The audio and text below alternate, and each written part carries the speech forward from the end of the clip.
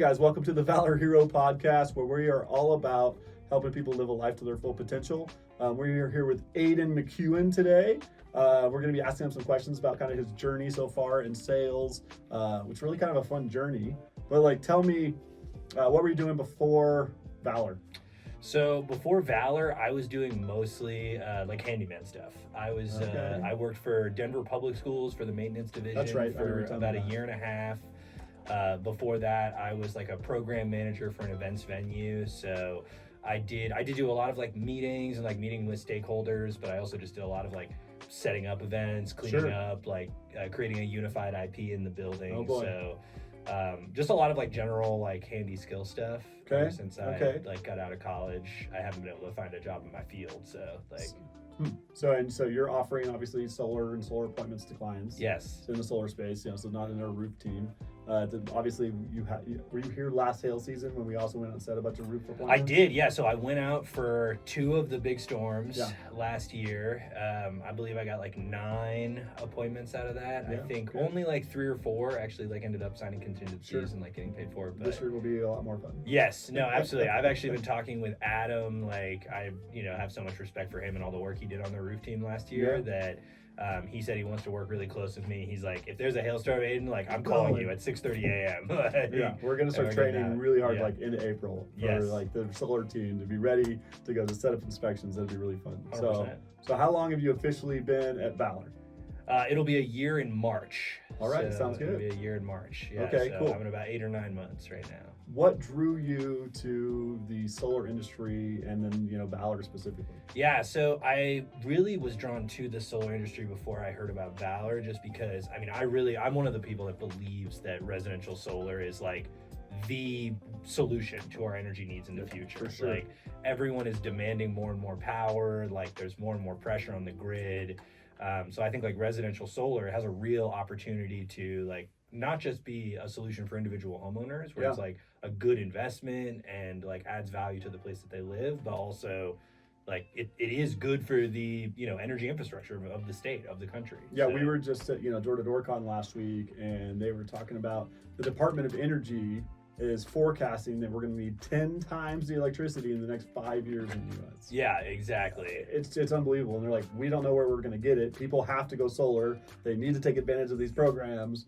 We're trying to give them free money. Yeah, no, of course. Just listen to the guys, Yeah, absolutely. And then what drew me to Valor, and I've talked to you a little bit about this, I've always loved working for small value-focused businesses. My first sort of door-to-door experience was 2 years in the nonprofit space. Right. I was working for an environmental nonprofit for 2 years, so that was kind of how I got into doing door-to-door. And how do they pay you in a nonprofit door-to-door job? So I had a salary. So I was running my own office. Okay. So I had 12 employees in the winter and then about 46 in the summer. So how do those guys that you that are just hey, I'm gonna go out and knock and try to get people to sign up to give us money? They get $15 an hour plus a percentage commission on the fundraising that they do. Okay. But it's really small. It's 10%. Sure. Commission on the fundraising. So if I give $25, they get $2.50. Yes. Oh my gosh. Yeah. So that's cool. I applaud that. No, of course. It's needed. It was really good experience for me, but it gave me maybe a little bit more confidence than I thought I had moving into solar, just because it's very different, right? With nonprofit, about 80% of all of your donations come from repeat clients, right? Sure. People that have been giving to your organization for 10 years or more, right?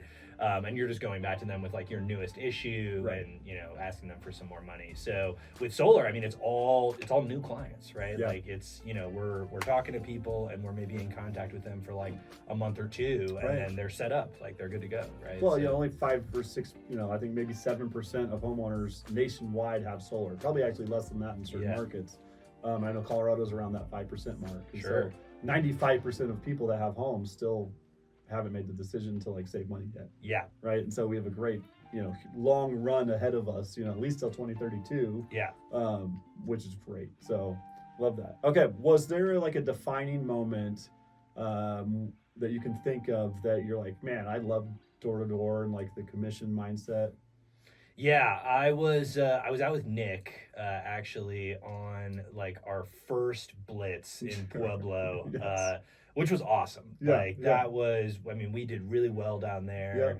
We'll do it again sometime. I'm really, I will go back to Pueblo Yeah, anytime. good, Like good. literally anytime. I will. How Nick feels about Silverthorne, Yeah, how we're he's gonna like, do that too. I will, and I'll go back there too. That was Yeah. great there too, right? Like I really like doing those. But I was out with Nick in Pueblo, and I set an appointment. And as we were like walking away from the door, he's like, "Man, you set that better than I could have. Man. I'm gonna close that immediately. Like you can already check that off. Yeah, Like yeah. that's something that They're we've going done. solar already. Yeah, Like, already, and they did. Like Yeah, of he course. talked to them the next day. Like the meeting was only I think like 45 minutes, and he got Sure. everything signed. Like they were basically ready to go. But that for me was like a big moment where I was like, this is like something that I feel confident doing. Like I knew for a fact I was helping those people. Sure. Like that like it was adding value to their home. They were going to be in that home forever. Sure. Like they had grandkids that were like we're going to leave this kid like home to our kids or our grandkids, and I was like, you can pass net metering down. Like Right. it's fully transferable. So this brings me to a topic that Yeah. is like very specific to you. Sure. And so, well, not just you. Other people have dealt with this too. It seemed like very quickly after that blitz, like the commission mindset all of a sudden was like, oh man, I don't know how long I can keep doing this. And then you kind of left us for a little while. Yeah. So Tell me kind of that journey. You know, because it sounds like that was right after a defining moment of Yes. like, oh my gosh, I see what's possible and what I'm capable of making. Yeah. But then like the bills hit and you're like, I haven't made it yet. And so I think, and this is something that I was talking to Adam a little bit about Yeah. as well. Like this year with Valor, I think I only made about like $25,000 Sure. in total with Valor. How much do you think you deserve to make? Yeah, but I think that if I had actually put in right, like the effort that I talk about all the time, that I could have made much more than that, right? Sure. And I feel confident in my skills now that I Yeah. will be making much more than that this year. How much did you make on the last blitz? On the last blitz like alone, 8,000 it was like or- $7,800 Yeah, was on the yeah. last blitz. And then So, I know that Pueblo blitz you talked about. I know you weren't kind of on the right. You weren't far enough along in your career to like be on the the pay current structure that I am, yeah. What would you have made in Pueblo if you were on the If we current were pay if we scale? were on the current pay scale that I am now in Pueblo, I think I was talking to Will about it. It would have been closer to like $12,000 or $13,000, right? So. Right.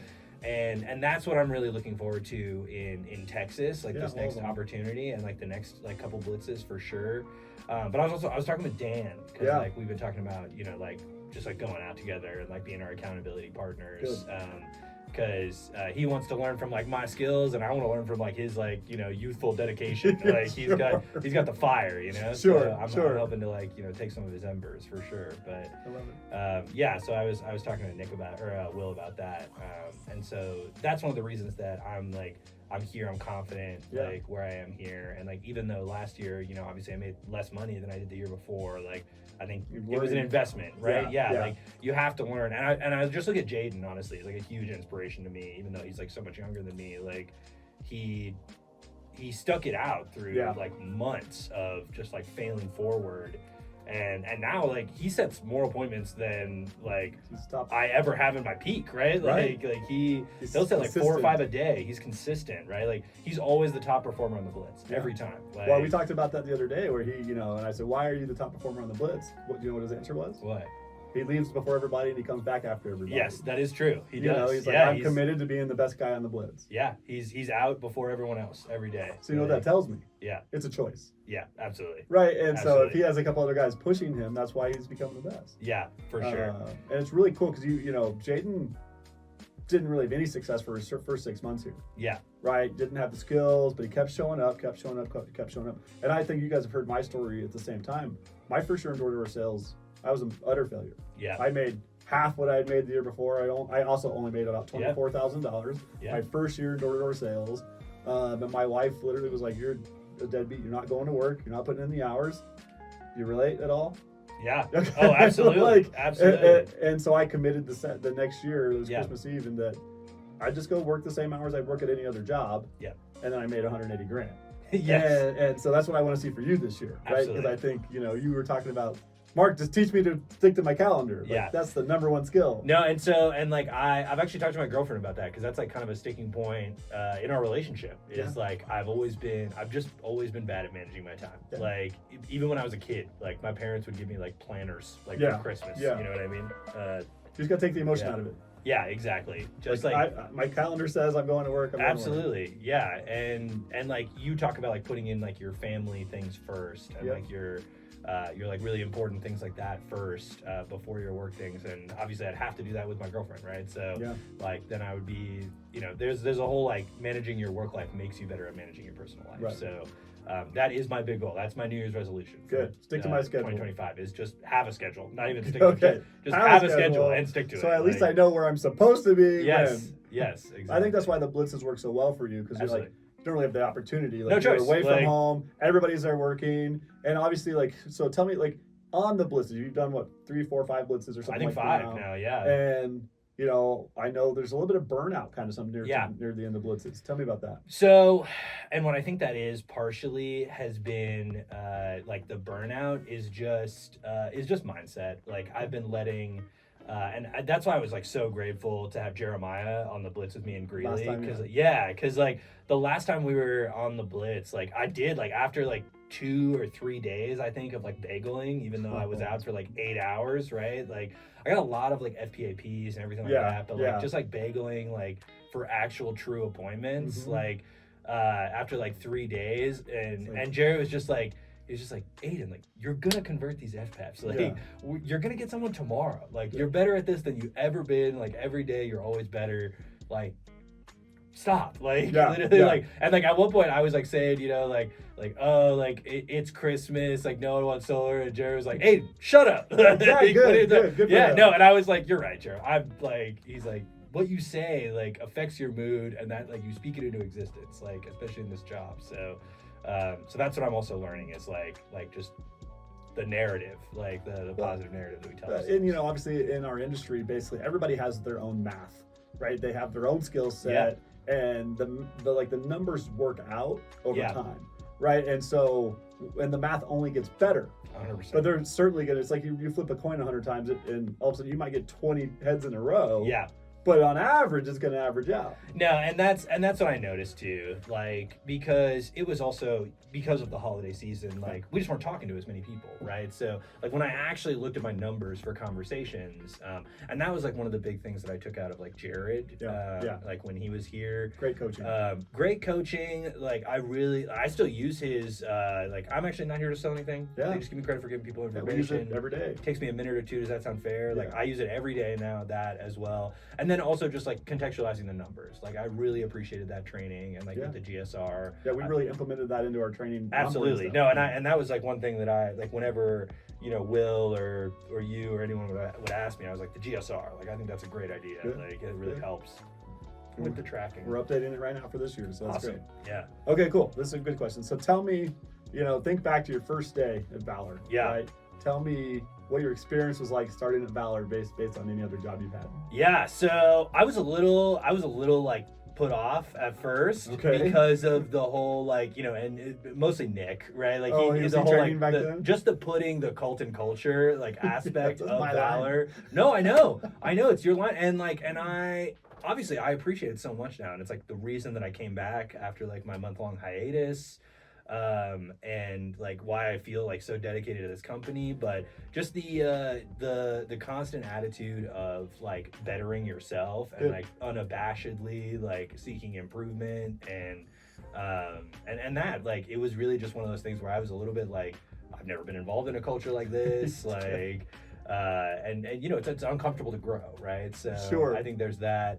And then also like Nick is very intense, and he can be for sure. He saw my potential from the beginning, and so he immediately just kind of like threw me in the deep end, which like I appreciate. I think it did really well for me. Our job is to push people to see the greatness in them that we see. Absolutely, and I didn't see that in myself at first. I think so. It was scary. So I think that's like, just to be honest, like that's what it was at first. All right, it's a little overwhelming. Yeah, absolutely. All right, what about like did you feel the support? Like yes. So and that's the thing, right? Like. A couple people that I was really close with at the start of the company, they're no longer here with us, like Eli, Kalen, but always, like anytime, like even when they were gone, like I started reaching out to Adam, and like Adam was there for me, right? And like Nick has always been in my corner since like day one, right? Will, like as the new like setter manager, like I really felt like when he gave me a call, like he's been in my corner like since he was in that position, right? So and that's like the reason I came back, right? Like I tried working somewhere else. It was a big corporate job. Like I made the company almost $100,000 in my first month, and they cut me a check for $500. Wow. So like 0.5% of the value that I'm representing for this company. Yeah, different pay structures make yeah, and of course I had a salary, and like you get all these like other benefits, but at the same time I was just like, that's not what I'm worth, like to your company. I know that. And also like I'm rotting in the car for 2 hours a day in traffic, and I'm rotting behind a desk, like, you know, for 8 hours a day at my job. Right. And I just realized, like, yeah, you know, it's cold out there sometimes, it rains on us, like it's hot as hell in the summer, right? But I get to work outside in like one of the most beautiful states in the world, right? Like, so you know, we're right now, book of the month is Eat What You Kill by Sam Taggart. Shout out to Sam. You know, I know he just launched that on the 14th. I'm a couple chapters into it, and you know, just being that sales carnivore. Yeah. Right. Like so many careers might say they're commission, but if they offer a base or that and we call it like the W2 mindset, even though we're W2, but we're still 100% commission. But we, like James and I, have really tried to commit to a program that can have all the benefits of both. Yeah. Right. And it's a challenge. So, you know, the 401k is the health and medical and all that stuff. But like the ability, like if I'm going to go kick my ass and work my ass off, I should get paid more than the guy next to me that doesn't. Yeah, of course. Right? Like, yeah, absolutely. And that's what drew me to commission sales is like I'm tired of being the best at what I do and getting paid the same as the guy that smokes weed all day. Yeah. Well, and that's kind of how I felt at like Denver Public Schools. Like I was putting in, you know, like 60 to 70 hours a week, right? Because like the school district's underfunded. There's always more maintenance tickets to work on. Like there's always more work to do. So you can do overtime all the time. Yeah. And, you know, I was working like, you know, 60, 70 hours a week. And I was only making, after all of my overtime, like $55,000 in a year. And I'm like, I'm working 70 hours a week. I'm getting up at 4 a.m. Like I'm killing myself all day in these ducts. Like there's cancerous chemicals all around in these old schools. Like, and I was just like, it's not worth it. Like I know guys on the maintenance team that put in their 40 hours and like do their like 20 maintenance tickets a week. And like, that's it. You know what I mean? Yeah, like, the bare minimum. The absolute bare minimum that they can do. Get paid the same amount as the guy that has the best mindset. Well, and so like, and I got paid like, I made like $15,000 more than those guys, but I also worked like twice as much, right? Like, or more than twice as much. Right. So yeah.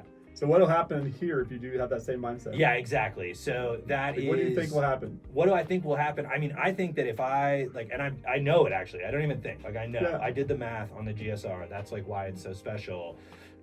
If I go out 4 days a week. If I go out 4 days a week for 7 hours a day, like on those 4 days a week, put in your 28 hours, like putting in my 28 hours, like generating business. In that case, like even if I was just on, because I've done all the math with the just sort of like 500 math, because it's a little bit more like just consistent, so it's easier to do on the calculator. I can make $120,000 a year working 28 hours a week. Pretty amazing. Yeah, which is impossible anywhere else. I always ask you, like, where are you gonna go? Nowhere. Work the same amount of hours, have as much fun. Yeah. Go on the trips, get poured into, and who are you gonna become along the way? Yeah, and that's the reason that I came back after my time away, because I didn't feel like, you talk about the best version of yourself all the time, right? Like I did not feel like the best version of myself at the insurance company. Like I did not, and I like not only did I not feel like the best version of myself, like I just saw that like. When I told them that I wanted to go back to Valor, and I was like considering going back because you guys changed the pay scale, and it was like much more in favor of people with numbers like mine. Basically, we're really trying to focus on the sticky appointments, like absolutely the setters, right? Like the boots on the ground. So when I saw that and I was talking to them about I wanted to go back, they were like, well, we can, do all these things for you. But the things that they could do for me was like, you get, instead of 9 days of PTO per year, you get 20, right? And that's the max. It'll never go over that, even if you work here for like 20 years.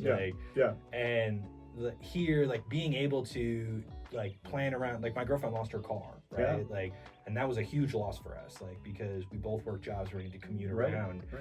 So Valor, like having the flexibility to be like, I need to take my girlfriend to work today, and I can only work for like, 2 or 3 hours.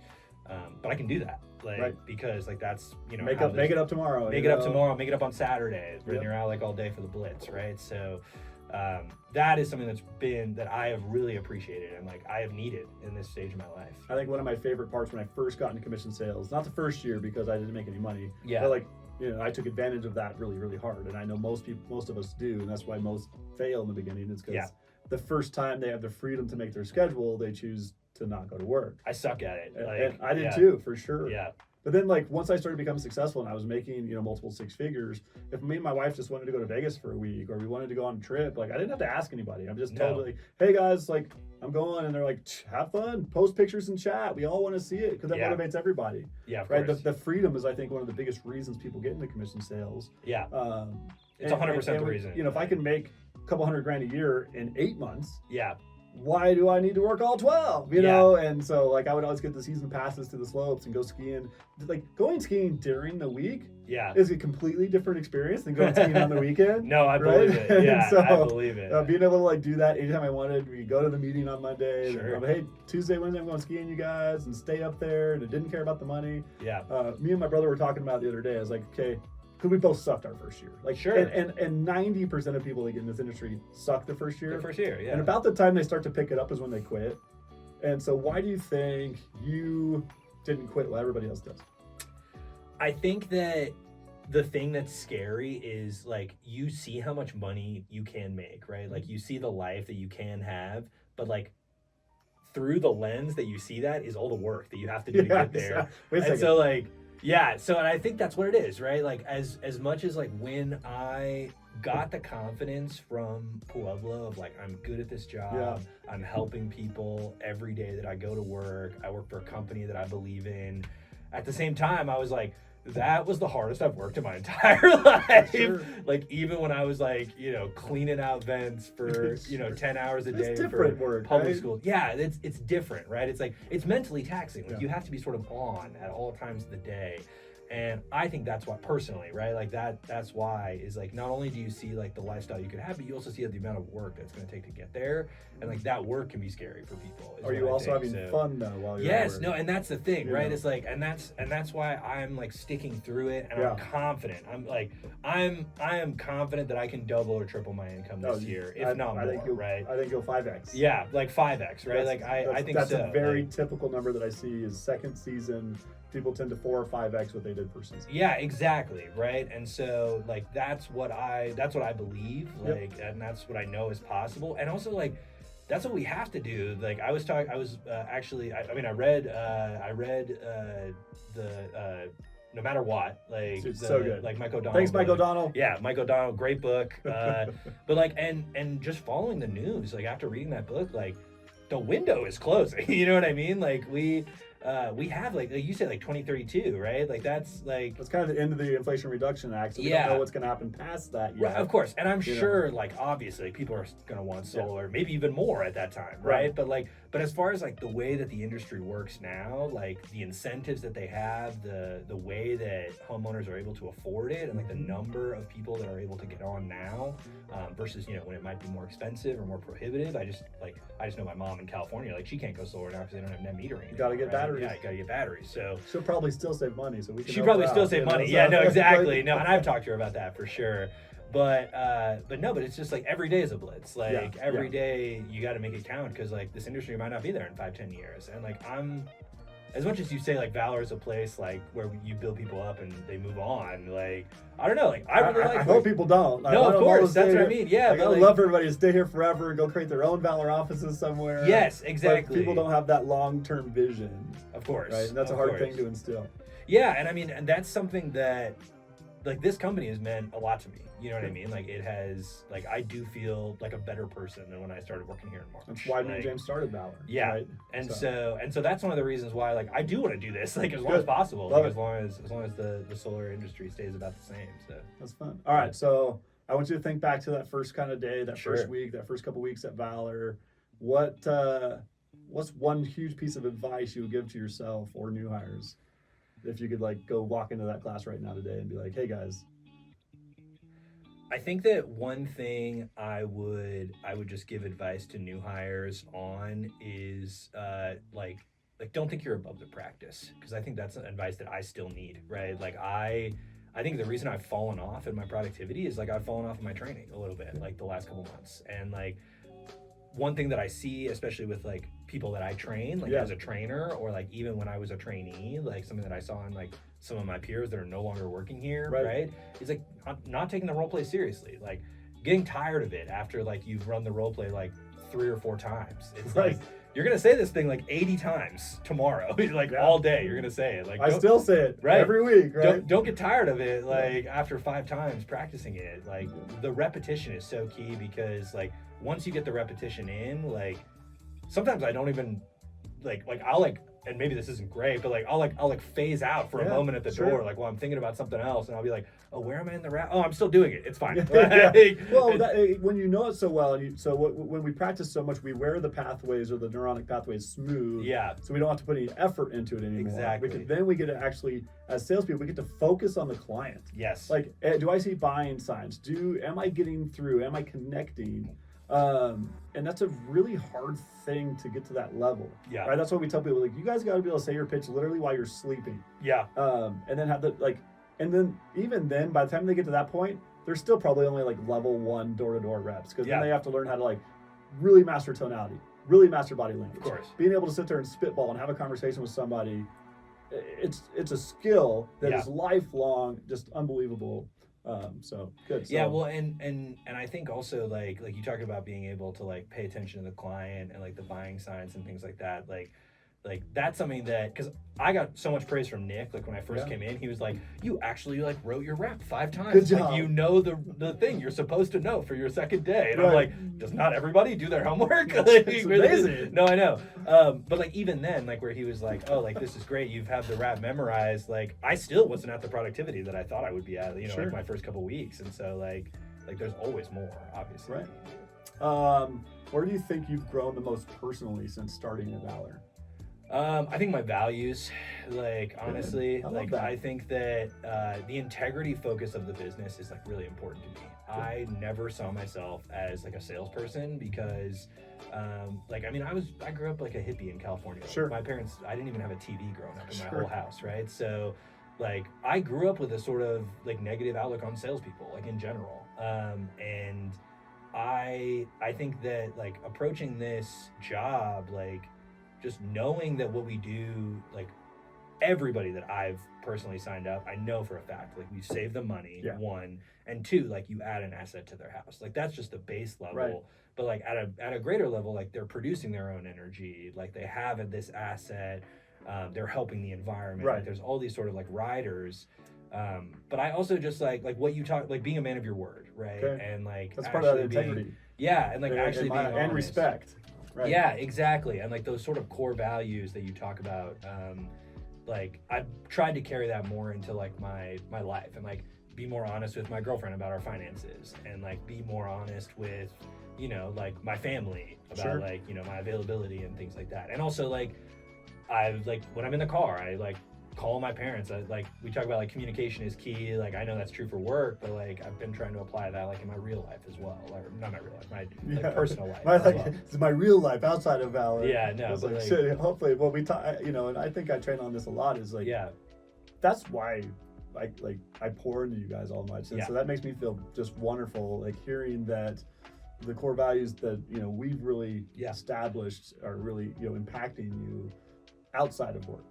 I love that, man. That makes me feel great. So have your girlfriend or family members or people close to you noticed a change? So like my mom has said, like, because like this it was a real sticking point in my relationship with my mom when I was in college, is I just like didn't talk to her that much. I was away in school, like on the East Coast, like she was in California, I was far away, there was time difference. Like I would always find these excuses like not to talk to my mom for like months on end, right? And she's like, wow, like I haven't seen you in like a year, which is the first time like that's ever happened in my life. Like I would always fly home at least for Christmas or like for the summer or something. She's like, I haven't seen you in a year, but like I feel like I've talked to you like more this year than I have ever in like my life. And I was like, okay, great, well that's awesome. Making it a priority. Yeah, exactly, making people a priority. And like and also maybe that's like one of my biggest changes really is not like necessarily like my moral fiber. I've always thought of myself as like a very morally upstanding person. but like my presence and in like people's lives, and like So I call it being intentional. intentional. So I'm being more Exactly. intentional. I'm being more intentional with like my time, Good. like, you know, trying to cut out, you know, garbage content and like call my family instead, right? Or like Good. call my friends instead. Good for you, man. That's a Yeah. huge growth point, and that's something we can all continue to do. Yes, no, it's still an uphill battle for Right. sure. Like, Okay. no. What would you say is your largest area for continued growth? My largest area for continued growth, just like, you know, personal responsibility. I know for a fact I did not work as much last year as I should have, as I could have, as I could have easily, right? Like, Right. And I think if I had put in that work that I could have or should have last year, then I would have been in a very different position this Sure. year. And like the reason, and I've told you this, like my why for being at Valor is like I want my mom to be able to retire. She got laid off from her job about 2 years ago. She's working a job now that's about like, you know, half or a third of her salary at her old job because Right. she's an older, you know, person, like Yeah. just trying to find income Yeah. anywhere.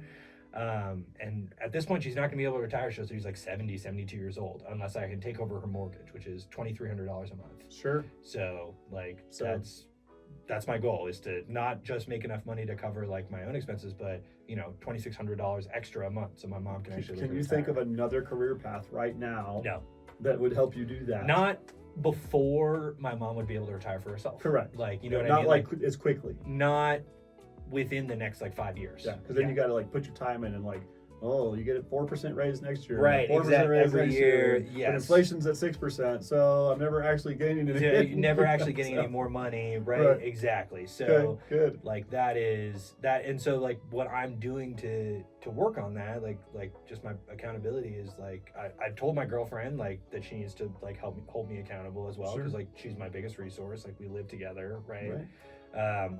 I've talked with Dan, right? Like you know, newer guy, but I'm like we all need help. Like sometimes, We all need you know what I mean? accountability. And like yeah, you. Like obviously his skill set is there, but like he doesn't feel as confident in his skill set. I feel very confident in my skill set, but Right. like not necessarily in my like just ability to hold myself accountable. Consistency, So my consistency, right? So yeah, so personal accountability and consistency for sure. Good.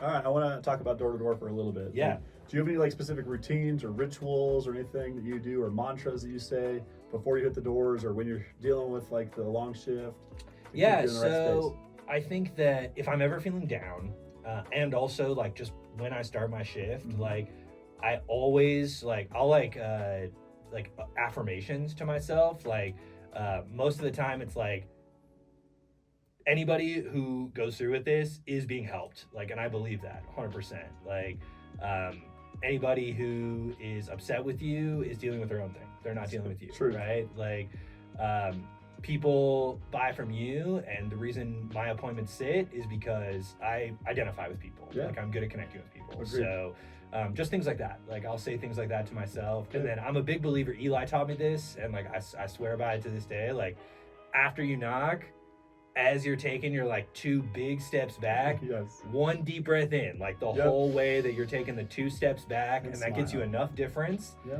And then you kind of exhale and smile, and like it gives you like a sort of like clean reset, like between I do the every exact door. same thing. Yeah, literally like, you know, like knock, 2 steps back as you're like breathing in, turn around as you're breathing out. They're usually there. Like Yeah. and Smile it's- and then yeah. and then go. Yeah, I exactly. love that. Okay, cool. How has working in solar changed your perspective on like the environment and energy use? I know you've already kind of like learned all this beforehand, but like have you learned a lot since starting? At Yeah, Valor? absolutely. So I think, I mean, because a lot of the environmental work that I did before was more on like chemical stuff and like pollution Yeah. than it was more like bee killing, pesticides. Like Sure. I never did a lot of like, you know, renewable energy campaigns. And yeah, like I learned, so it's like, you know, like Dennis posts stuff a lot in like, you know, our Facebook and like our Instagram, like, and I keep up with those articles a little bit, and just learning about like all the different aspects of our energy industry that I didn't realize, right? And also, yeah, just learning about like the finance side of it. Like I've learned so much from Adam and like Nick, because like Yeah. that's some place that like coming from a family that like we didn't have a lot of money, Mhm. and also like never really being very good at balancing my own finances, like learning about how the financing of the solar actually works and everything like that has been fascinating. And like, I love learning more about it, honestly. Yeah, it's funny. Me and James and most of us, we grew up quite poor. Yeah. Right. Remember Christmases where we couldn't afford a Christmas tree and we were giving out IOUs. And one of the biggest changes that James and I talk about sometimes when we're out is, I think it's probably our second or third year in commission sales. And I was like, James, when's the last time you looked at the price on the menus when we're eating? I was like, I don't remember. I was like, I just order what I want. And I was like, that was probably one of the weirdest little quality of life improvements that I saw in my second or third year in commission sales is like we go out to eat whenever we want. I don't have to worry about how much it costs. And I'm like, that's a weird thing. No, for sure. Yeah, because going out to eat was always like a really special thing with me and my family. But my girlfriend loves to go out to eat, right? So that's a huge expense for me. Yeah. So this year I'm hoping that'd be a goal, and I can ask people later when you start making 6 figures plus, and be like, hey, when's the last time you looked at the menu price? You're like, and you'll be like, I don't know. I don't know. Yeah. It's fun, and it's funny. I don't think I've looked at a pay stub in 7 or 8 years. Yeah. I just give them to my wife, and she's like, yeah, we're good, keep hustling, Cool. Yeah, exactly. Okay, keep sounds going. good.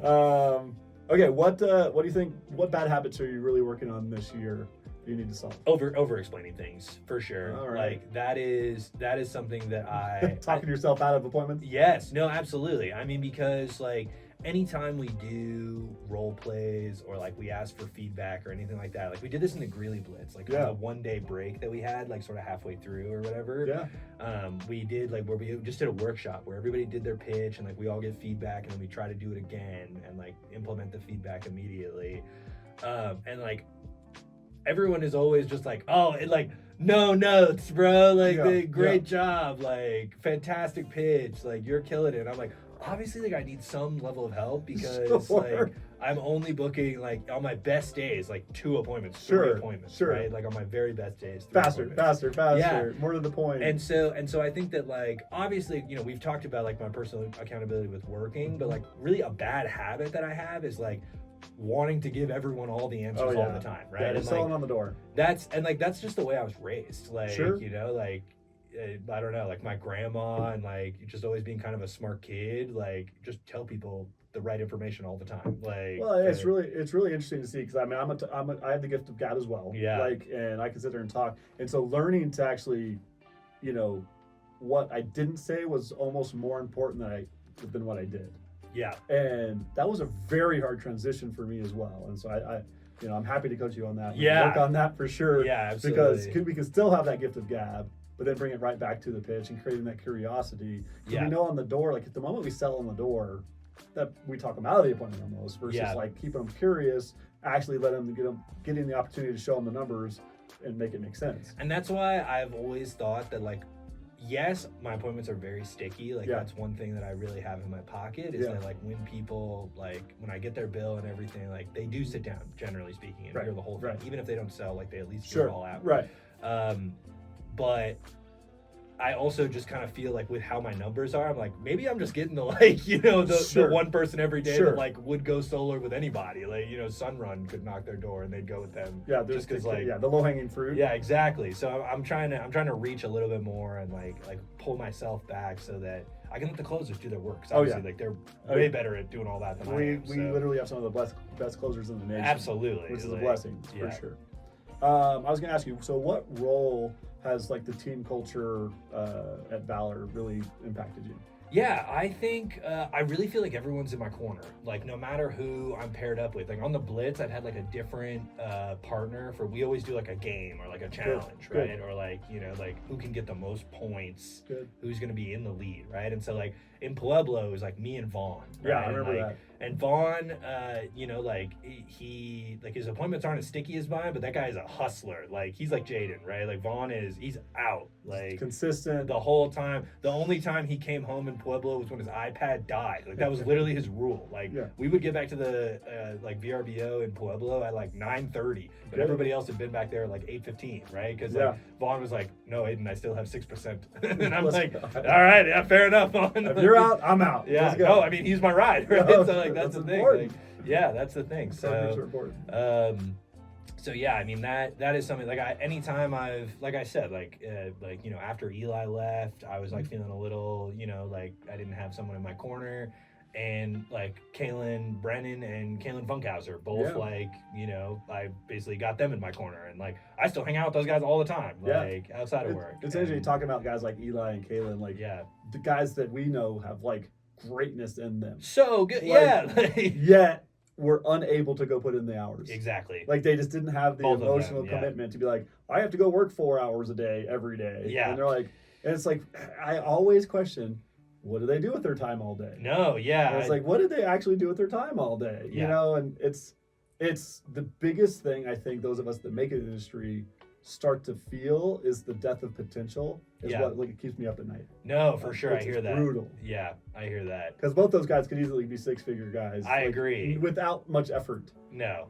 And but the discipline to be like, I have to go to work every day. Yeah. I have to be in charge of my schedule. Like we've all felt it. You felt it. Of course. I feel it. And so it's a tough thing. So just having people in your corner at all times, like that is kind of why I came back. Like I didn't feel that anywhere else. Like and I haven't. So. Okay, cool.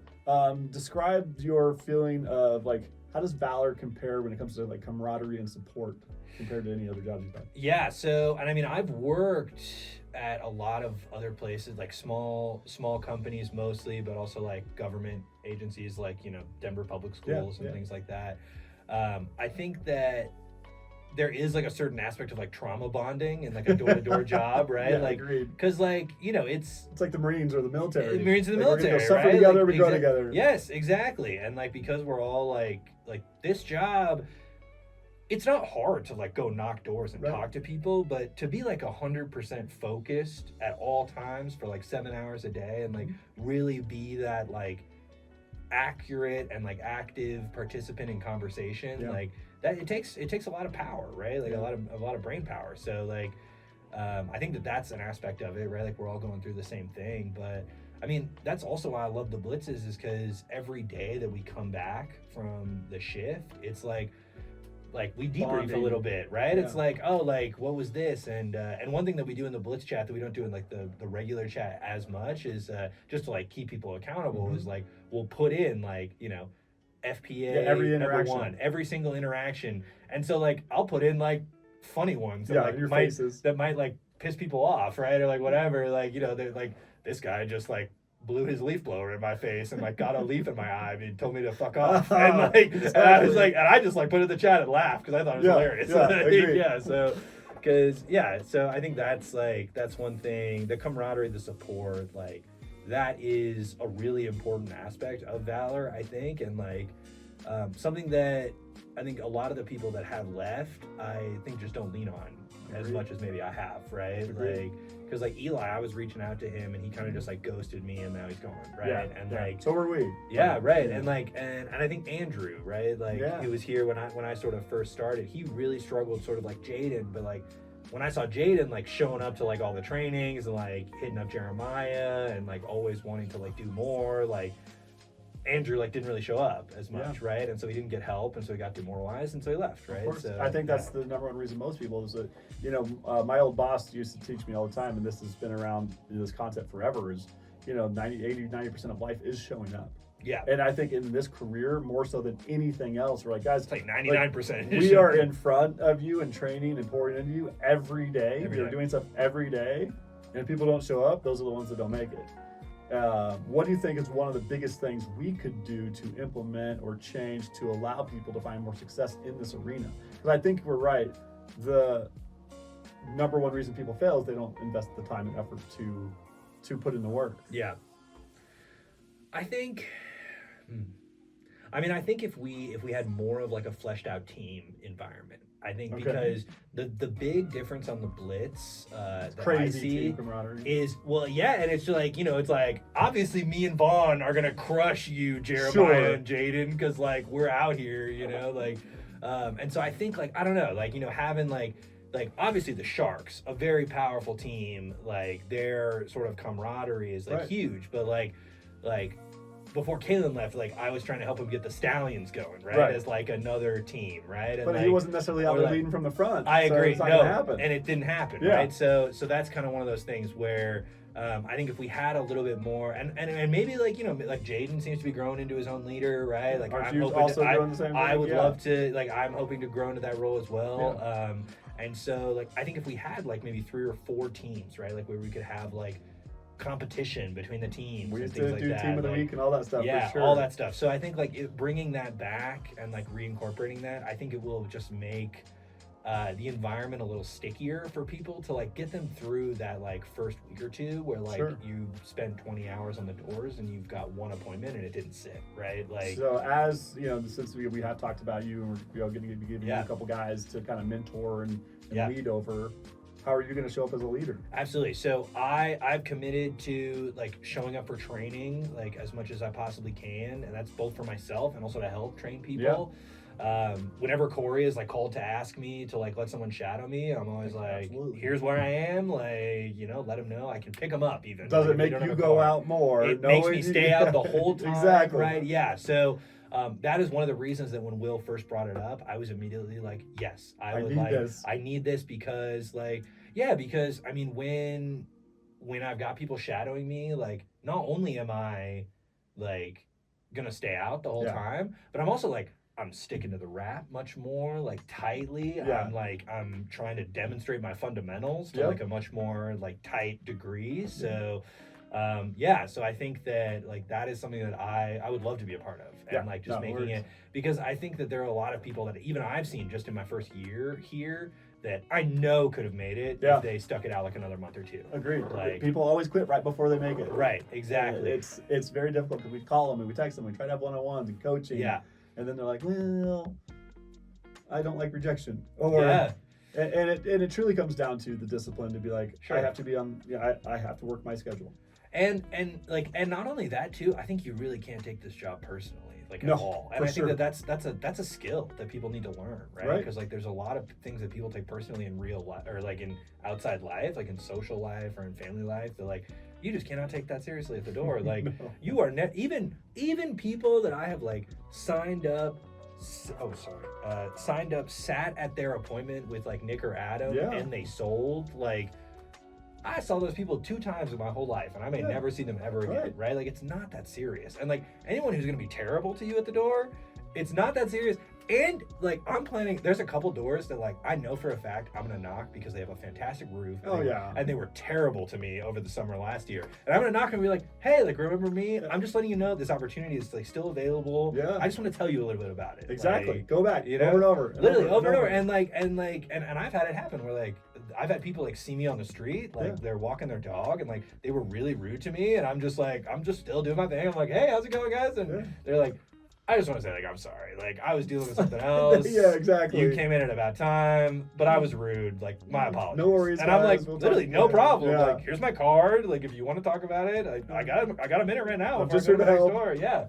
No, literally. And so that is like, and being able to be honest about that with people. Like, for sure. We are an integrity-focused company. I'm here helping people. I'm literally just here to give you information. I love it. If you want to sit down with someone, I'm happy to set that up. Right. And just having that attitude. It's a great segue into like my next question is like, what do you think the biggest misconception still is for homeowners when it comes to switching over to solar power? I think, and this is the big misconception that I run into, and like it's the one we practice the most, and it's that people think it's too expensive. And I think that it's really that people think of their bills different than their investments, you know what I mean? It's the same money. It's the same money, right? Exactly. And I'm like, or they think of like their electric bill as like something like their mortgage or their rent or whatever, where it's like inevitable, and solar is like an option, right? Well, and like it's the electric mortgage, though. Right, exactly. And not seeing that connection, right? And just not being able to like sort of connect those two dots of like, you can either and this happened in on our last blitz in Highlands Ranch. I was talking to this guy, very educated guy, obviously a sales guy because of just the way that he was like coming at me. Like he was a bull for sure. Like just interrogating me. I was pulling every card out of my hat. And he was bringing up all these things like, I make so much money, like I don't need to do this. I can just invest in like the S&P, like that growth has been extra money. Right. And like that growth has been like about the same as my utility bill has raised. And I'm like, and I just really wanted to connect the dot for him. Like, like sure, like maybe solar is not the best investment that you could possibly do, right? Like it's not the rate of return is not like as high as like some things, but you're literally taking money that you could be throwing in the garbage Yeah. and putting it somewhere where it's actually providing value to, Yeah, that's like, the your biggest life, your difference house. for, Yes. for that guy is like if he's thinking about, well, I can take this $150 a month and put it in the S&P.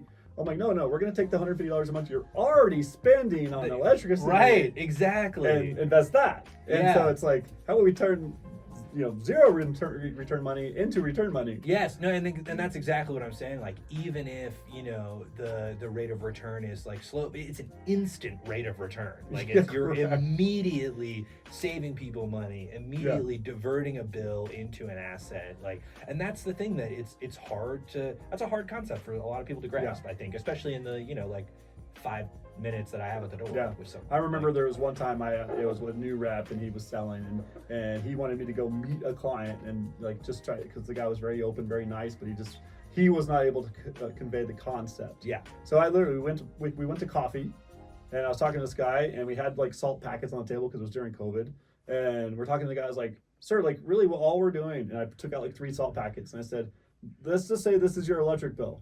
Like, and every month you pay these 3 salt packets to Excel Energy. He's like, yeah. I was like, well, instead of putting these 3 salt packets to Excel Energy, we're going to take the exact same 3 salt packets and we're going to put them in your home. And it's going to produce the same amount of electricity. Now, Excel occasionally is going to add an extra salt packet you have to pay. But with your home, you're just going to be the same 3 salt packets every month. And then it's going to be this giant pile of salt when you sell your house that you get back. Yeah. And he looked at the other sales guy and he's like, why didn't you explain it that way? I mean, no, like, I had to have a visual for it. Like, it's the same $100 you're gonna spend. Let's just put it here. Yeah. No, of course. And that's and I would say that is like the hardest thing that I just think homeowners should understand.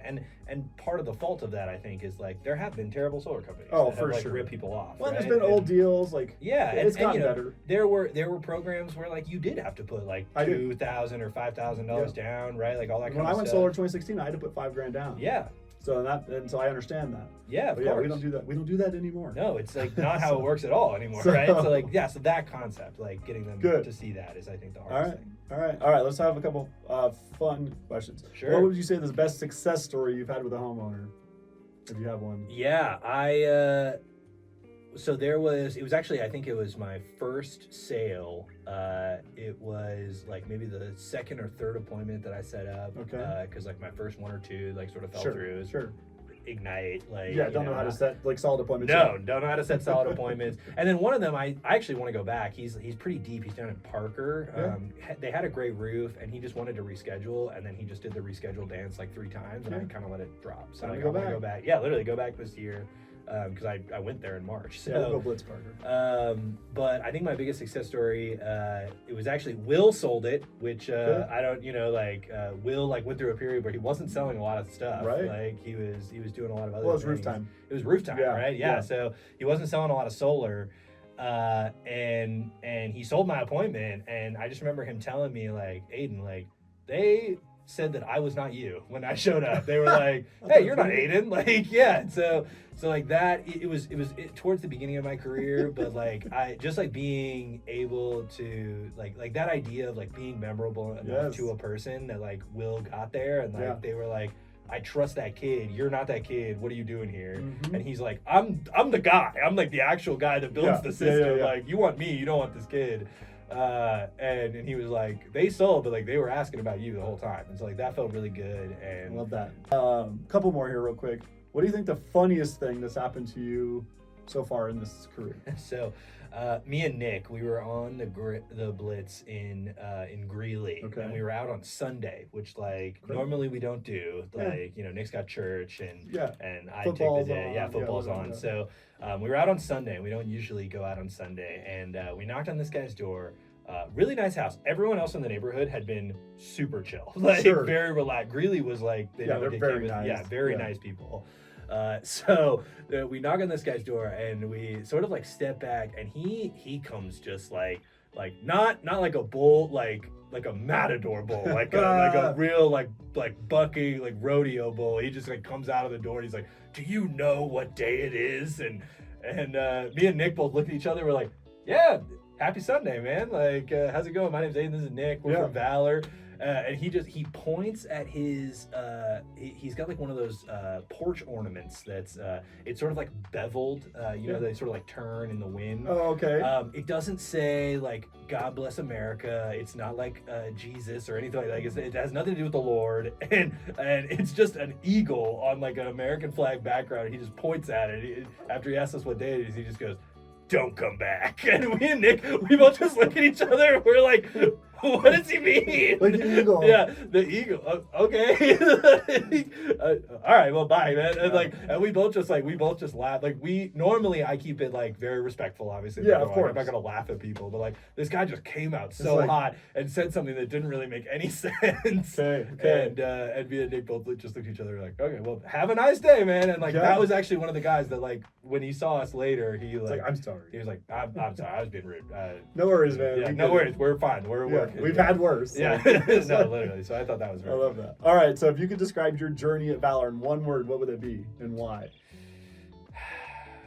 I mean, I think it would be one word, just growth. Like, I think just growth, because it hurts. Like, growth hurts. Like, I don't know if like any of y'all went through like growth spurts, like when you were a kid, but like when your bones are growing, like it hurts. And like when you're working harder than you ever have in your life, it hurts. But like at the end, like you're taller, you're bigger, you've grown. Right? Well, you know, what's one of my favorite sayings is that everything hard is outside your comfort zone. And all the magic happens outside your comfort zone. That's something we all hear.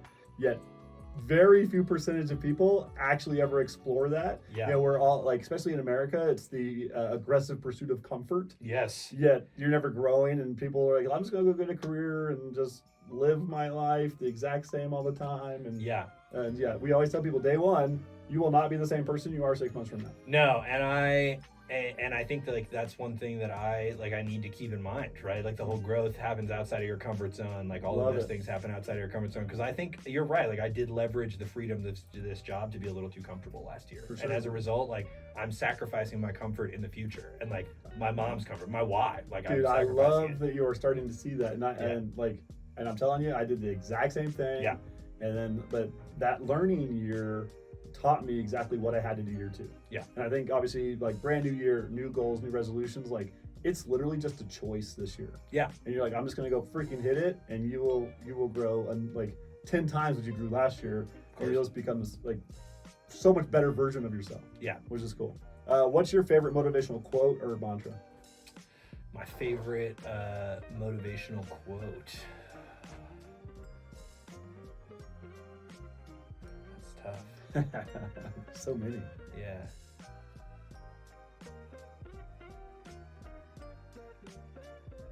I'm not sure, honestly, that I have one that really sticks with me. All right. So there's not like a mantra you say, like when you're between doors, or if you're having a hard time, or if you're in the gym, or. All right, it's okay. I gotta think about that, man. I gotta get my own set of words, honestly. Okay, sounds good. All right. I think, and that goes to I need to read more. The book of the month. Book of the month. That's what I'm getting. And the book of the month this month is all about eating what you can. Manual for what you're trying to do. And that's also why I read No Matter What, because it's phenomenal. Literally just like a instruction manual on door to door. But you know, it's funny if you know that the most successful people in the world read a book every couple weeks. Yeah. Then you're choosing not to. Even when there's like great books we've read and we're trying to teach it, like of course. That's a choice to stay rooted in mediocrity. You're right. And it's like you're better than that. Right? And the holdup for me has always been like, oh, like I don't have this money to like spend on like this book. I'll buy you a book if you need it. Right. Like, and what I'm taking from that is what you literally said on Tuesday is like you have to invest in yourself. Yeah. Like that is the one thing that that's an investment that will never go away. Correct. You have to invest in yourself. And I'm like, what is a $26 book? Like, that's like a meal. If I like, you know what I mean? Go to Audible. You get a couple credits for $12.99 a month. Sure. And you just download the books. Yeah, right? Exactly. At the same time, there's a lot of these books we might already have. Yeah. So if it's a book we already have, you can always ask. You can check them out at the library. Yeah. Like, all these things. There's not hard to get the knowledge we need. So, one or two more. What's the legacy you want to leave here at Valor? Teamwork. I want to leave a All legacy right. of teamwork here at Valor. Like I want, go. because Love we that. talked about, like I talked with Bree, you know, like in the very beginning when I first signed up, she was like, we are looking at like, you know, maybe in the next like year or two, like opening up another Valor We office are. somewhere, right? And like that's what I did for the environmental group. Okay. Like was I opened up offices. Like Your they girlfriend sent ready me to move? Huh? Yeah. I mean, we literally talk about it. She wants to get out of Colorado. She's been here like 12 years, Good, right? So good. like, yeah, like she's ready for a change. Like I'm, you know, that's why as soon as Nick was like, we might be going to Dallas, I was like, I'm already signed up. Block on my whole Let's go. calendar. Sign me Let's up. go. Yeah, Good. exactly. So, and I like, you know, that there's like, you know, somewhat of like a negative stereotype about like traveling salesmen or No, like it's whatever. Like, wonderful. and I'm like, that's what I want to do. That's- Like, yeah, I want to it's a like go blast. around. I want to Yeah. like look at new markets. Like I want Yeah. to see new stuff. Like, because I love to learn. So like, Yeah, it's it's always gonna be learning that. Yeah. Okay, cool. Let's see. Last thing. What's the most impactful lesson you've learned from me or one of the other mentors here at Valor? I think just the most impactful lesson I have learned is like how your life will change when you manage it. Because like that is something that Will preaches, that Nick preaches, that you preaches. Yeah. Like if you don't manage your life will be unmanageable, right? Like, So good. and that There's is your quote. That's my quote. I mean, that is a quote that I know, right? And Okay, like, yeah, I think it's actually about like interior decorating, No. but I think honestly, like it applies very well to like just my life now. Like, Yeah. if you don't manage your life, your life will become unmanageable. That's a and great, like great line. that is something that I'm working on. Is just managing my life, like Cool. putting my life into, you know, a schedule. I love it. So wrap up here. Do you have any questions for me? Yeah, I guess you know, you've seen Valor at like various different places of For sure. success, right? For like sure. and like obviously that journey of, you know, like ups and downs, but like constant growth. Like what do you think is one thing that was like really different when Valor was more successful or like had a more successful point, and like what is one thing that we could do as like team members to bring that back? Yeah, the biggest thing we see is it all comes down to leaders, right? There's kind of a point of diminishing returns. For the longest time it was me and James, right? And Yeah. my dad was running the books, and we can only grow so far with just us as leaders. Yeah. So the quality of our growth is 100% dependent on leaders. Gotcha. Now, and anybody that's owned a business in the solar or roofing space has had growth, and then had leaders leave and take teams, and Yeah. it's just brutal. And like and I was very naive. I think starting out, I just had this huge love for people, and I just thought people were inherently good, and then Yeah. like if they wanted to leave, they would come have a conversation, because that's how. When I started Valor, like me and my brother had a great conversation. We talked to our leaders. Now my old bosses are my mentors, and people aren't like that.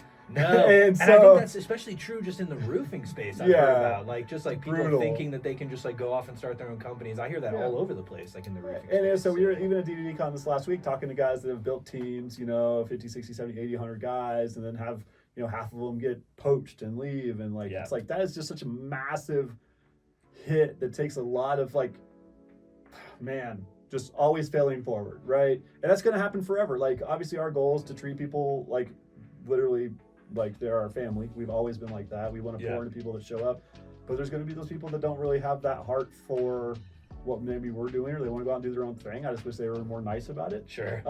But when it ultimately comes down to is having great leaders that are holding everybody accountable, Yeah.